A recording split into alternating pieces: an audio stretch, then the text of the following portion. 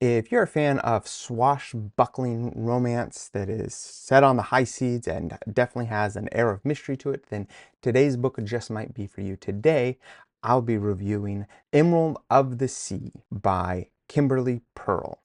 Welcome to Spencer Reads Everything. I'm your host, Spencer Duncan. Today we're taking a look at the first book in the Alayan series. This is not only the first book in the series, as far as I know, this is this author's, Kimberly Pearl's, first book. I actually know Kimberly. We met some time ago, and I did not know that she had aspirations to be a writer back then, and I was very happy to see when she first published this. After a couple years, I finally got a chance to pick it up. I have to say, per her description, I didn't think it would be my type of book. And to be honest, it is not geared towards me. That being said, I must also say that I actually thoroughly enjoyed reading this book. Ever since I started this channel, and really for the last several years, I have tried to read whatever is most popular, even if I know I'm not the intended demographic, which means I have read a fair amount of romance novels, especially romantasy novels, that I finished them, and there may be things I enjoy about them, but I also still have some pretty strong criticisms. And this one very much is another young adult romance series, but I really enjoyed this. By the time I finished this book, most of my complaints about romance novels, I did not have them there. Granted, I'm still not the intended audience, so there are those elements of, the way in which she might describe how someone feels, which I didn't personally connect with, but it didn't annoy me. And I certainly didn't have any issues with poorly written dialogue. On the contrary, I actually thought that the dialogue was very well written. I thought that the storyline and the concepts were quite believable, which I know that might not sound like it's necessary in a fantasy novel, but it still has to be contained within a certain realm of possibility, even if it's set within a fantasy world, to me, that I just find absurd in a lot of romantasy novels that I've read. This one, on the contrary, I very much enjoyed it, and I did not have any of those issues.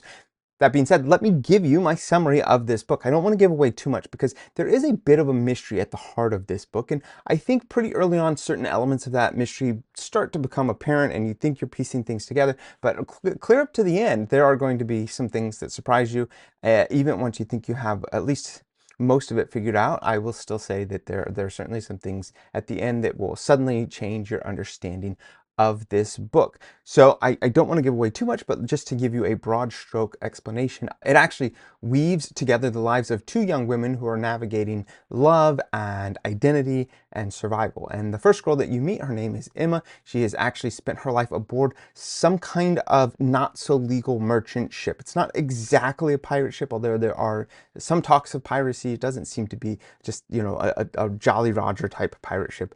And there are times in which this young lady, Emma, is quite frustrated with the captain. They have an odd relationship. At times he can seem very fatherly to her, but at times he can be really strict and not very communicative, and she just doesn't understand his rules. And she makes a few decisions that suddenly put them on high alert and really actually affects her relationship with the captain. And there's soon going to be a mutiny in which she is then forced onto an actual slaver ship. And then she meets a very interesting character named Charlie, who you're also discovering a little bit more about his background, and there is obviously going to be some pretty immediate interest between the two, especially in terms of witty banter and dialogue and some back and forth and just trying to understand each other a little bit, with, of course, Charlie being a little more reticent and Emma just simply not knowing all that much about her past. And while you are reading this, you are also reading parts of someone else's biography, another young girl whose name is Maggie. Maggie, unlike Emma, is clearly comes from some place of resources, and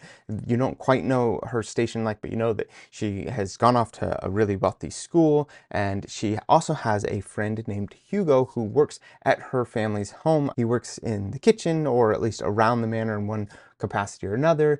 And of course they're good friends, but Maggie's father is not particularly happy with that, and so he has some pretty strict rules that he's trying to keep them separated and not spend too much time together. Theirs doesn't seem to have quite the same love interest between them, at least not in its entirety. That there's some allusions to it, but by and large they just seem to be really good friends. And so you will see how that develops. And so you have these two storylines that are going back and forth, and you are trying to see how they are connected, and you really just don't know all the details until the end, and even then it ends with you wondering what is going to come next. Like I said, it's the first in a series, and it's clearly going to have a second book. One, it already has a second book in the series. The White Rose Rising, and also just the way that the first book ends, it makes it clear that there is a lot more to find out, which is something I really enjoyed. I think that's enough of that. I've told you the 4 main characters that you need to know, and I've told you, I think, just enough to get you interested. Like I said, I enjoyed this. Even though I'm not the intended audience, it was still an easy read. It was an enjoyable read, and I was very much interested in getting to know who exactly these 2 characters are and trying to figure out what is happening, what is being hidden, what is being revealed, why is it being revealed the way it is, and what exactly I can expect. And of course, all of that is with the backdrop of it being on the high seas, and so there's just a great deal of adventure and intrigue, and you know that everyone is capable to one degree or another of fighting. You don't entirely know what everyone's skills are. That part, I don't think that would be the highlight of this, even though it's set with that high seas background. There's not a ton of fighting, but there's certainly moments of excitement. So who would I say this book is for? Well, I would say it is for any YA that is looking for a romance novel. It is definitely clean. I think that's one of the things that it is advertised as, so you're not going to end up with any unexpected spicy scenes. I was looking at some of the other reviews, and I saw one girl complain that it said that they swore a lot, yet the swearing's not written in. They just say, suggest somebody swore. That was apparently too much for that reviewer, but I would say that it's definitely a clean novel. There's certainly discussions how individuals are feeling, but you have no unexpected scenes of nudity or unnecessary descriptions of intimacy or anything like that, which I think is appropriate, especially since all the main characters are pretty young. And just the way that it is structured, I don't think that that's necessarily appropriate in this book, because you still have just too much you're trying to find out, and there is a lot of adventure, and I think that that makes sense, that when people are actually on the run and fleeing for their lives, I don't think that the very next scene should necessarily involve people falling in love. So I appreciate that element about it, and it certainly makes it easier to make this a book recommendation for a slightly younger audience, which I think it is geared towards. That being said, I still enjoyed it, so you don't have to be a teenager to like it. I think that the author writes in a very clear, a very engaging, and a very fun way that makes it worth a read to anyone that thinks that they would enjoy this type of book, and certainly not be dragged down by some of the other elements that I've mentioned that can sometimes make it hard for me to enjoy romance novels.